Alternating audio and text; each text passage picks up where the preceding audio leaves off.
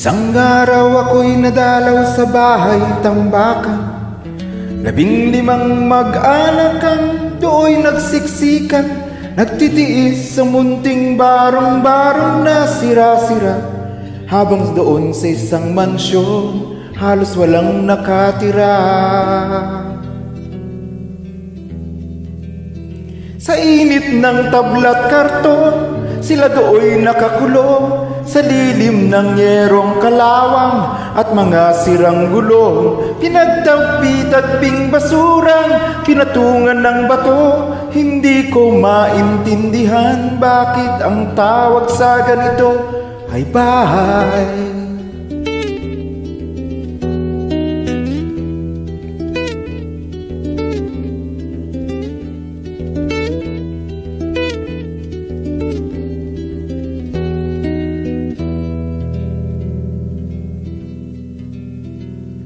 Sinulat ko ang nakita ng aking mga mata, ang kanilang kalagayan, ginawan ko ng kanta.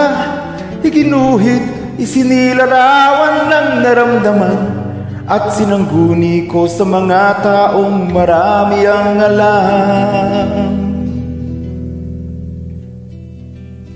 Isang bantog na senador ang unang nilapitan ko, at dalubhasang propesor ng malaking kolehiyo. Ang pinagpala sa mundo, ang dyaryo at ang pulpito, lahat sila'y nagkasundo na ang tawag sa ganito ay bahay.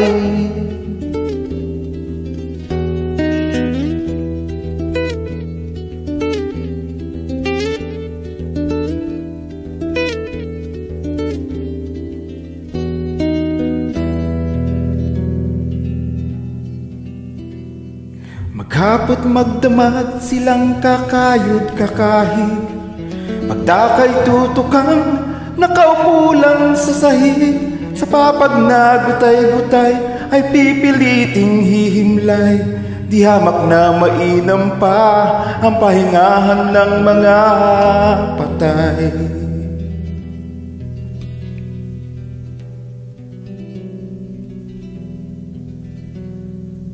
Baka naman isang araw kayo doon ay maligaw, mahipunyo at marinig at maamoy at matanaw. Hindi ako nangungutya, kayo na rin ang magpasya. Sa palagay ninyo kaya ito sa mata ng may likha ay bahay.